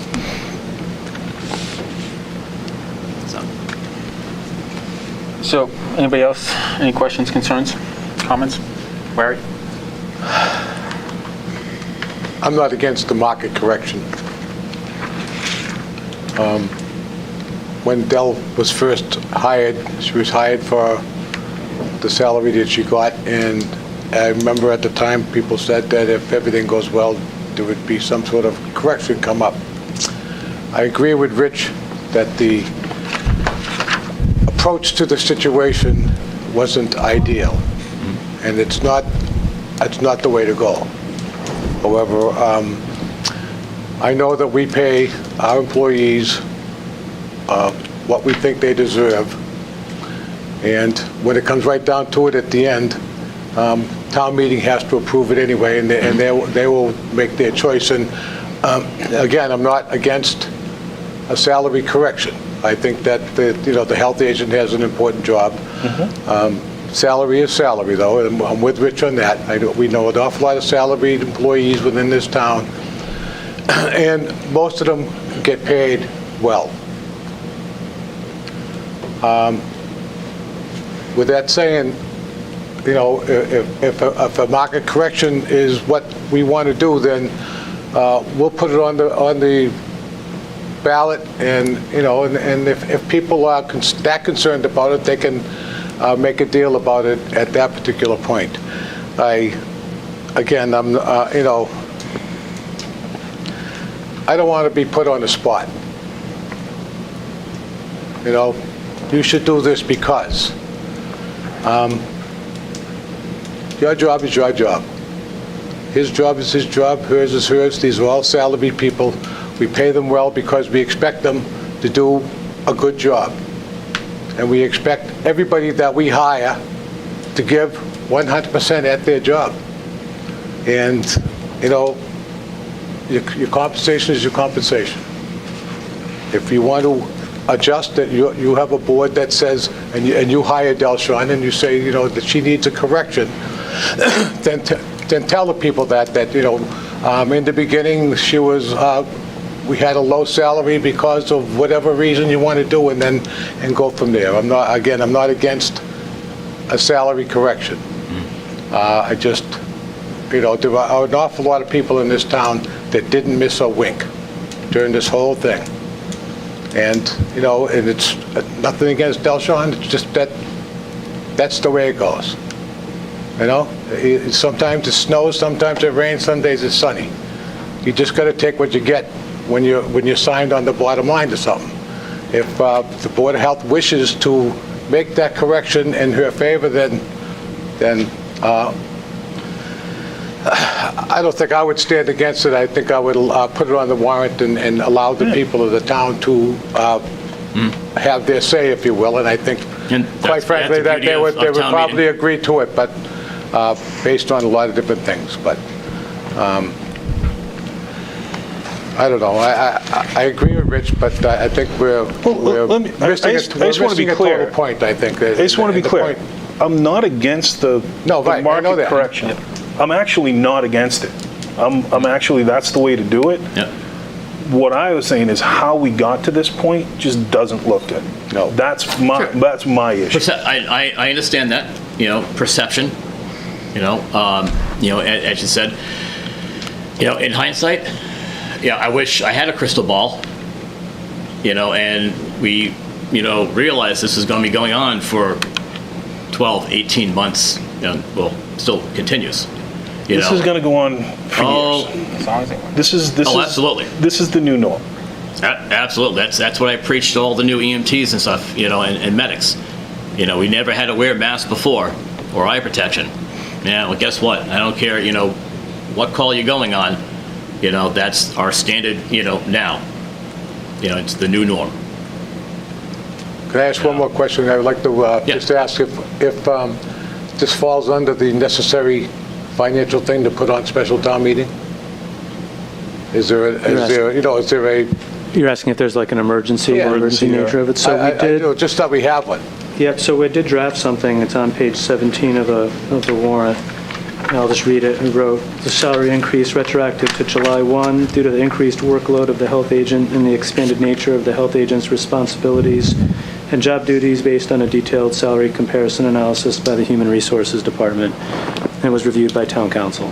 So that's what we put in. And can I just give a couple of pieces of information, and I'm not trying to, that might be helpful information. You know, during this whole period of time over the last many months that we've been talking about this with the Board of Health, you know, they highlighted to us that there were a number of other towns that were paying, well, first of all, many other towns, the health agents just couldn't hack it and they had to quit just because it was, I don't mean that sounded really harsh, I didn't mean it that way, but it was a difficult time, so they left. Other towns paid their salaried health agents stipends. They paid them overtime. They paid them money from the CARES Act. They did things which, for all the reasons Rich noted, we did not think was appropriate, and so we weren't going to do that. And so that's just information for kind of how we got there. I just wanted to make that clear. Anybody else? Ellie has it. Can I just say something? Okay, yeah. So in the beginning, when I started tracking my time, it was in July. I would put in 9 hours, 6 hours over the weekends. I did not track my hours because I thought I was going to get compensated. From July all the way till October, we really searched for a public health nurse. We couldn't find one. Nobody wanted to be involved with COVID. I continue to track my hours because that's what a lot of people do.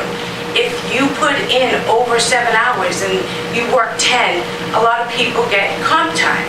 So I wasn't tracking my hours to get compensated because it was not a thought. We were actively looking for a public health nurse.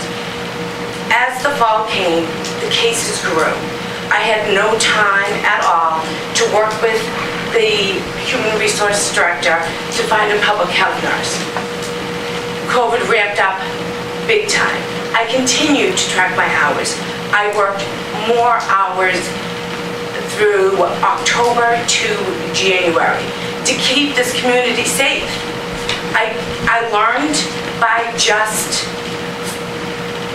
hands-on, and I was dedicated to it. I did my job, and yes, I signed up to be the health agent. I didn't sign up to be the public health nurse as well. And I believe I do my job, and I don't complain once about the tasks that I have to do. I go into situations that are horrible, sanitary situations. It's not just COVID. It's the work that I have to do because of the demand. People call, complain. It's on a daily basis. And that's why my hours are tracked. Not because I was looking for compensation. My compensation that I'm looking for is because of the amount of work that I do. The inspections and everything else. I'm not trying to be sneaky and looking for something. It was something that I do, and it's my work ethic. I work 9 hours on Monday, I write that on my timesheet. I don't write 7 hours and 2 hours comp because I'm not looking for compensation. I can't even take a vacation. And that's all I have to say. Jill, I don't think anybody here is questioning the dedication. That's one thing I wanted to bring up. Yeah, absolutely right. And that's one thing I did want to mention. Delshawn has been amazing through all this. She has worked her butt off to get the job done, and unfortunately, it included having to work weekends, Saturdays, and Sundays. Nobody likes to work Sundays. But she's been there. She's been dedicated. She's been professional. And she's handled quite a bit for it, and I just want to, mention that because, she's, like I said, she's been doing an awesome job. And just so you know, it was not, keeping up there. This is not about the job that you did, and I know you've put in a ton of hours and have taken on more. But the optics don't look good. Well, on I'm how- sorry that you feel that. Hold on, Bill, he's talking. I'm just saying, back and forth. the optics don't look good. And I know this is a department that has had some struggles with perceptions from the public. Sure, yep. And Which I think we've had been improving on. No, I don't disagree, but this is one more of like, if it went a different road, I think this would have been looked at much differently. That's all I'm saying. Anybody else? I just wanted to say that I appreciate the comments from my colleagues on the board here. I also wanted to say that I appreciate your efforts over the past year and a half, Deli. I know it probably wasn't easy, but you did a great job, and I, for one, appreciate that, and you as well, Scott, and your board. I just feel if the Board of Health presented us with this compensation increase, it's our job to put it on the warrant for the special town meeting, and the residents can decide. Okay. Anybody else? Okay, so I do agree with Rich on how we got here. It probably would have been a better route if we just reviewed salary and did market correction and salary comp throughout other towns. We'll chalk that up to just, next time, we go that route. I think there was a lot of back and forth. We had a couple meetings on this, talking about the other compensation. I just want to make sure that anybody that sees this, I'm just reading the tea leaves, but I'm guessing we're going to end up voting to put this on the warrant. But anybody that sees this understands that it is not a stipend for COVID-related work, because that does open up Pandora's box to a lot of other departments within this town and every town employee at that point. Exactly. That, which is why that we went through every step. Did not we go brought down town council in, and that avenue was closed essentially. And in the process of going through that, doing that process, this was brought to our attention, and we realized that there might be some market correction that was needed to be done. We asked Stacey Callahan, Human Resources, to find the salary comps for the position across South Shore. And Stacey, I will say, I thought you did a good job with the towns that you chose. There was no. It's always funny when I get these comps. I'm like, wait a minute, we're not even near that town. How is that? It just doesn't. That was an incredible Excel spreadsheet. Yeah, this was every really South Shore town possible. Yeah, so that was. Different positions are looked in different ways, by population, by South Shore, by whatever, so I give you all the options. Yeah, and I think it's important that, while we respect your board's autonomy, ultimately it's up to this board to put it on the warrant. And I think personally, that there is enough of disparity between the current Board of Health agents contract and the surrounding towns that I think it deserves to be put on the warrant, and the townspeople have an opportunity to vote on it and decide on their own. I will say though, Deli, I appreciate the job you've done over the last year and a half, but I will say, understand that nobody on this board has anything personal against you. So when you're sitting back in the meeting room, it's professional conversation. Nobody's attacking you, all right? So, I understand you're upset, but just, we're having a conversation, okay? And with that said, I'll open it up to, I'll entertain a motion. Actually, are we waiting? No, we're going to do the rest of one, right? Well, let's do this one separately because we're here now. So we might as well just do this one separately to add this one to the, I'll entertain a motion. I'll make the motion to put this on town warrant. This is not an attack at all. This is in my opinion, a mistake on a process that we need to get better at. I fully agree. With that, it's a learning curve for myself also. As far as handling this stuff, like I said, we initially looked at that, the stipend kind of a thing, just like other towns have. We realized that was not the way the town should go. It was questionable, and that put us towards this route. Okay. So, thank you. Okay, I have a motion and a second. All those in favor in adding, what's that, number 5? Six. Article 6. Adding Article number 6 to the special town meeting warrant. All those in favor? Aye. Okay, unanimous, okay. Thank you. Now, So with that, thanks, guys. I have to ask, though, because it's got to be printed in the warrant. We have a line for approval recommended by. So you voted to put it on the warrant. Do you want to vote that you recommend approval? You made the motion, right? I'll make the motion to put it on the warrant as an approval recommended by the Board of Selectmen. Whatever you said what your second was? I will. Okay, so we got a motion and a second, and all those in favor for recommendation, approval recommended by the board. That's unanimous. Thank you. Yep. Thank you guys, you made me smile. And I would just like to also thank you. This last year, nobody anticipated the storm that we would all go through, and I wanted to thank you for all your hard work. Thank you. Okay. Thank you. Doug, back to you. Article 7. These next three are going to go very quick. Article 7 is just simply paying unpaid bills from a prior year, and these generally happen when the service gets delivered right at the end of the year and the bill doesn't come in until later. And we have the description of what the bills are for, so that's pretty straightforward. Article 8 is for the sewer department. And what we're doing is, when you look on the top of page 19, you'll see there's a number of older town meeting articles where there's remaining funding, the projects are complete, there was funding left over, etc. So we're kind of closing out those articles and then repurposing those funds to contribute toward the digester boiler replacement, which is a main component of the wastewater treatment plant. And then we intentionally added in some additional language that says, along with other upgrades, repair, and replacement of equipment in support of the treatment plant, because as we all know, this is a big, complicated plant, and if something else is going wrong, we want to have the flexibility to be able to use those funds for that. So this is really important and recommended by the sewer department. So that's Article 8. And then lastly, Article 9 is doing something similar, but it's for Hartsuff Park maintenance. You'll see there was a couple of prior appropriations for projects at Hartsuff Park where there's funds remaining, which we'd like to, again, repurpose for maintenance at the park. And that's all I have for the warrant. Okay, anybody, any questions or concerns on the rest of the warrant?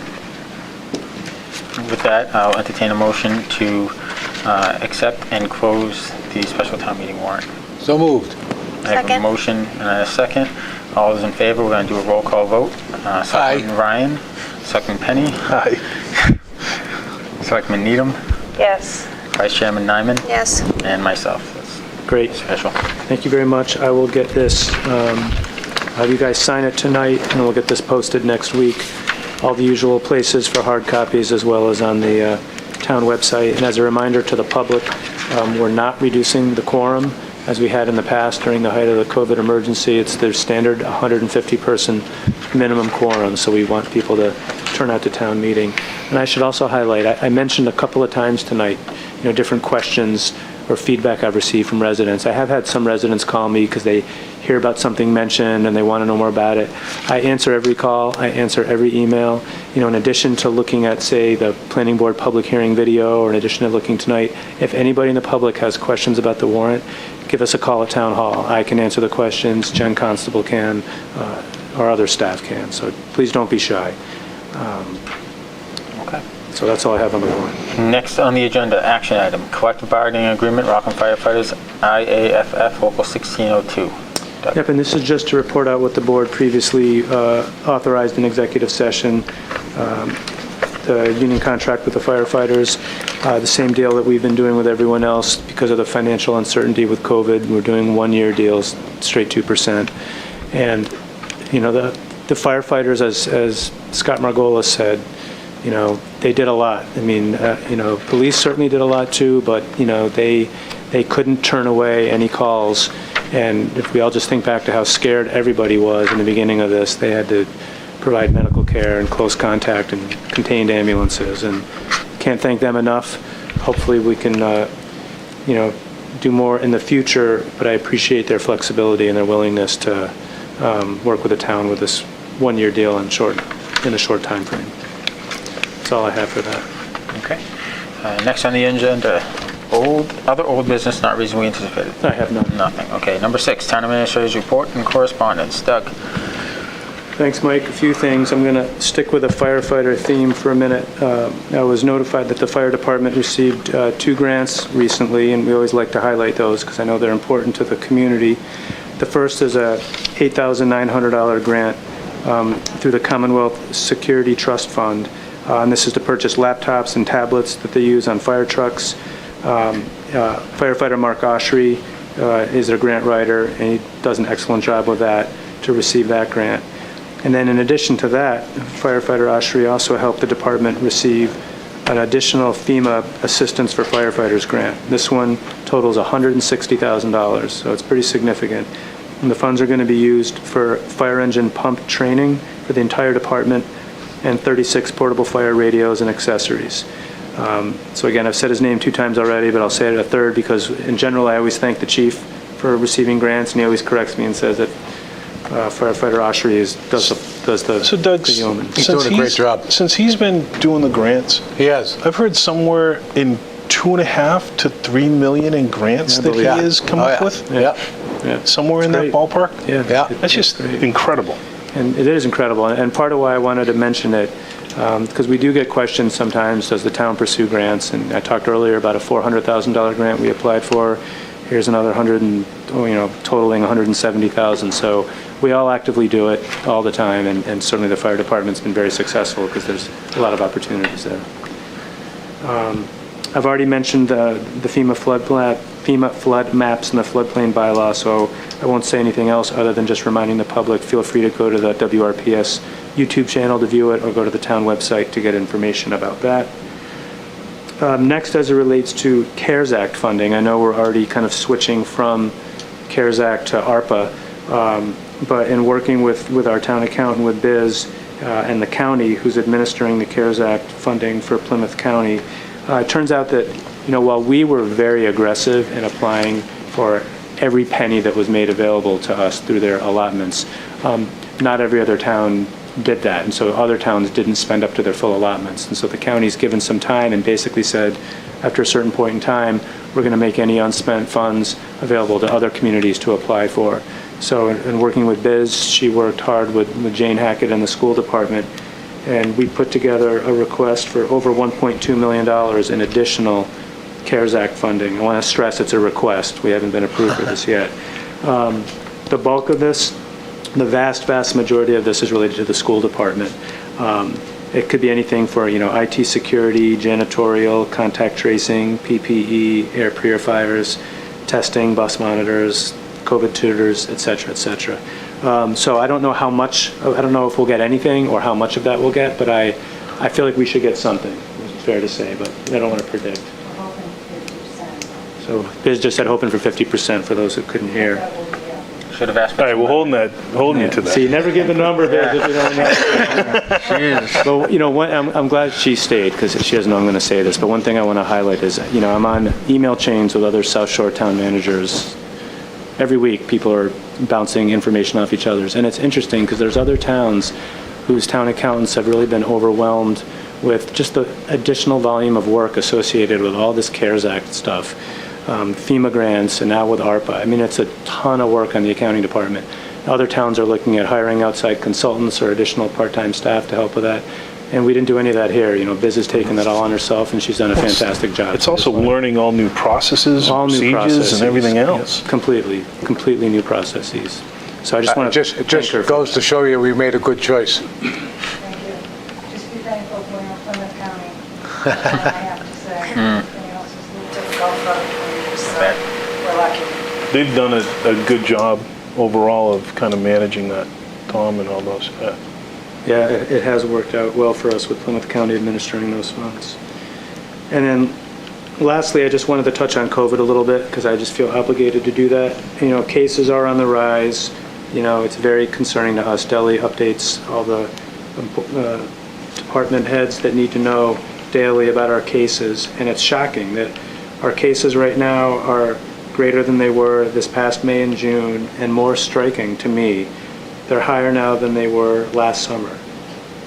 More cases now than we had last June, July, August, September last year, and then we thought it was bad then, and you can see the curve of cases. There was that huge spike, and then after the vaccinations it went down, and now you can just see it trending back up again.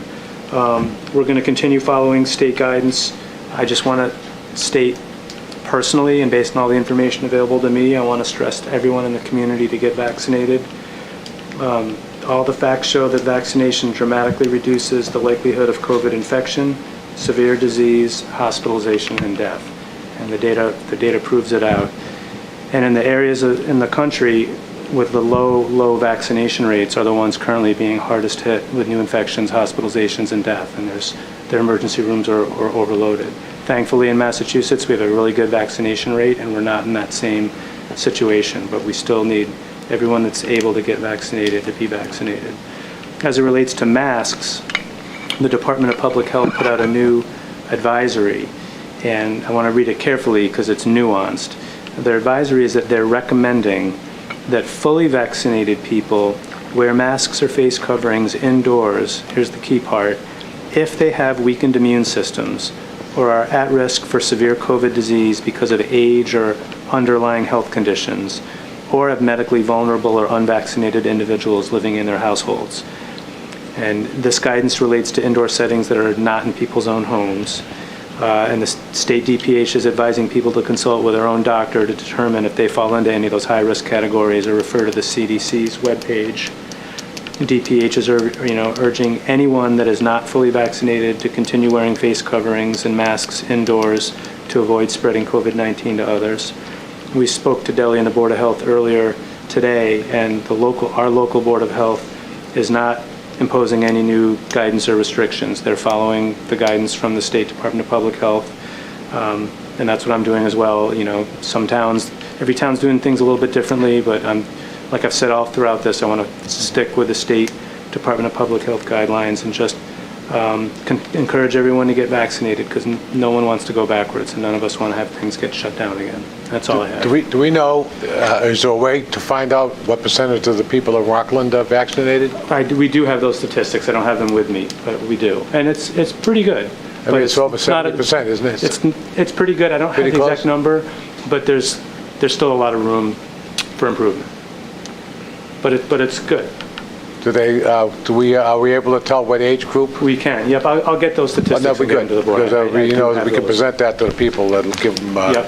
Yep, we do have it. Maybe rest assured, some of the older people that are all vaccinated. That is just what I was going to say. The older population has a much higher percentage rate. It's kind of the younger adults that it's more problematic. Doug, are we privy to the numbers of daily case increases in terms of the new cases of COVID coming in? Yeah, and that was that trend I was mentioning earlier, where they're greater than they were these last few months, and it's greater than they were all last summer during the heat of it. So we have graphs. I can prepare some of that for you for the next meeting if you'd like. But like I said, the trend is that, when skyrocketed up, it plummeted, and it was a little bit flat, and now it's just trending dramatically up again, and it's scary. Okay. Thank you. On a better note, but that's all I have.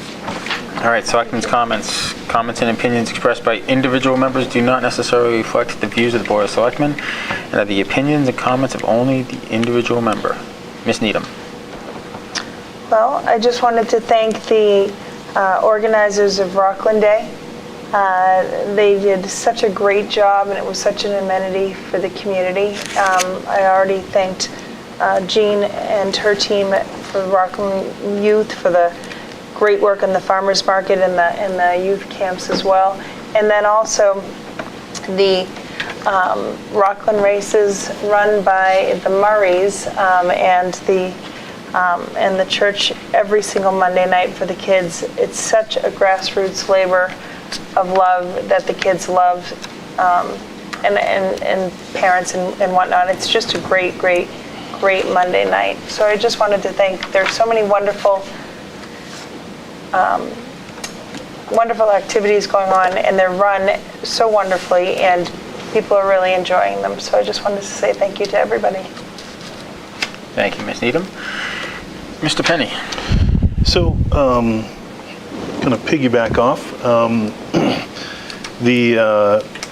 just seeing the Rockland Day with the concerts, the food trucks, the fireworks, the farmers market,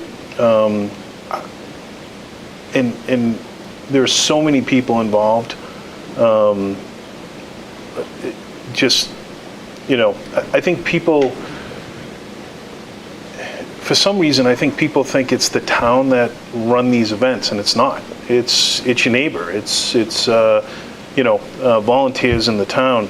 But I gotta call Jean Blaney out. Absolutely amazing. Everything that all these things that we have seen over the last couple of years that are positive impacts to the community, Jean's involved in.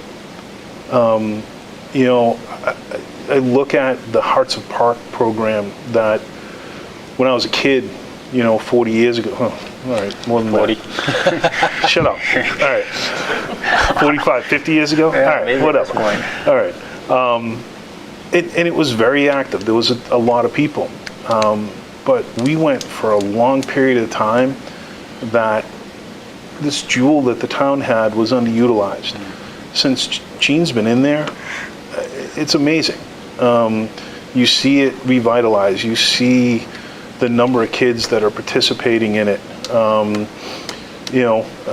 only thing that's limiting how many kids is trying to find workers. The farmers market, this is just volunteer work that make this community better every day. Rockland Day, it started out as a one day, and COVID hits. Most people would have chalked it up and said, you know what, let's put it in a file and see what happens. No, they don't do that. They take it and expand on it. It's just amazing what the group has done, but in particular Jean Blaney, and I just want to say thank you. And I don't think people in this town really realize the impact that she's had in the community. It's been a tremendously positive impact. And then Holiday Stroll, I know they had their first meetings, and it will be great to see that back this year. Yeah. So that's it for me. Thank you, Rich. Selectman Ryan. A lot of dittos. I just want to say thank you to our team here and actually all the employees that have stuck it out with us and run these different things, Jean Blaney and everybody concerned. I want to leave the names out. And Stacy left, and I wanted to make sure I thanked her for all the work that she's done also. Been a lot of changes around here in the last few years, and the town has adjusted really well, I think, to those changes, and we got things going forward, and we get occasional setback here and there, but we got it going. The town is really running well, despite all the problems that COVID, because we get people like Biz that get us every dime we're allowed to get from the government. We got Jen who's working night and day, setting up different things and making sure everything's set, and Doug, you're the apple on top of the cake, as we say, because you got it all together. And no, seriously, I'm not trying to blow anybody's horn, but you know what? You've earned the respect of the people of the town and the people that you work with, because you do a great job in all you do. And I hear nothing but positive things out of anybody's mouth, except for the real hardcore people who hate everyone. So I mean, and you're always going to have those. But I just really want to thank you, because it's so important. I've been, I hate to use the term, I've been around a long time, but I have. And we've gone through some really difficult years and some really difficult employees and not so much the crap that went on, but just getting people that can come in and do the job and know when they walk through the door how to do the job. And that's a big thing. The learning on the job is nice, and it has served us well for some years, but you know what? The town has really changed. We got it going financially in so many different ways. Keep up the good work. That's all I can say. And we have a good board. There'll be some changes come up with it. Boards are always going to change, but you people now are the glue that hold it together. And as long as things are going the way they're going, God, I can't see anything but good coming out of the next few years in Rockland's life. And seriously, the people of the town should thank you immensely for all the work that your team and all the other elected and appointed officials have done for us. It's been very difficult in COVID, and we've held together.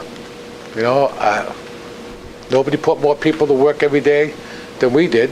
You know, they may have done just as well, but nobody did better. So that's a great deal to say about the employees who work for the town of Rockland, and we want to thank every single one of them for their dedication to the job. And that's it. Thank you, Larry. You know, I'm very tempted here to go down the rabbit hole, and you would think that I've learned my lesson after being on the board with Larry for as long as I have. I don't know. I have a follow-up. What cake do you put an apple on top of? I was wondering. What cake is that? Do you put the apple on top of a cake? Is that just an old expression that I'm not aware of? I couldn't come up with the cherry. Okay, all right. I wasn't sure. I'm just picturing this cake this whole time. I don't know what you said after that. I just couldn't stop picturing it. I can't ask him because he'll tell us. All right. Thank you, Larry. Vice Chairman Nyman. Well, I think everyone's covered it all tonight. So I'll just say I hope everyone has a great rest of the summer. That's it? Yep. Okay. I think we've heard enough. Yep. No, that's good. No.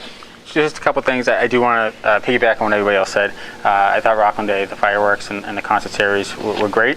I do also want to thank the Rockland Day Committee for their follow-up the following day in cleaning up some of the yards along Division Street. Between the Rockland Day Committee, along with Peter Yule and some of the members of the Park Department, they went out the next morning and they cleaned up, I think, 3 or 4 yards. Unfortunately, again, you know, it never used to be a problem. It used to be that the fireworks got shot above the woods down at Bicentennial, but over the last 2 times we've done it, there's been a northeastern wind that has caused them to shoot a little bit further out and go with the wind, and it's added quite a bit of debris to those residents, and for that I apologize to those residents for having to go through that each year. Hopefully we have no wind and better or different wind direction, and the people on the south side can deal with it in the following year. But I do appreciate the Rockland Day Committee standing by their promise to clean up those yards after the fact. I also just want to bring something up too. Last year we made the first Saturday of September Rockland Police Appreciation Day. This is our last meeting until that date. This year it's September 4th. And this year, more so than other years, I think it's really important to get out there and show the police officers in town their appreciation. Just anything, thank yous, anything you can do. I want to keep this tradition going. I think it's important. I thought it was a great day we had last year with them, and I think we just keep a focus on that and make sure that this one's bigger and better. Okay. And with that, I'll entertain a motion to enter executive session to reconvene for adjournment for purpose number 3, to discuss strategy with respect to collective bargaining, Rockland Highway Union, AFSCME, Council 93 union negotiations, as well as purpose number 6, to consider the purchase, exchange, lease, or value of real property, map 24, lot 26. Motion. I have a motion. Do I have a second? Second. All those in favor? Selectman Ryan? Yes. Selectman Penny? Yes. Selectman Needham? Yes. And Vice Chairman Nyman? Yes. And myself. Thank you. Good night.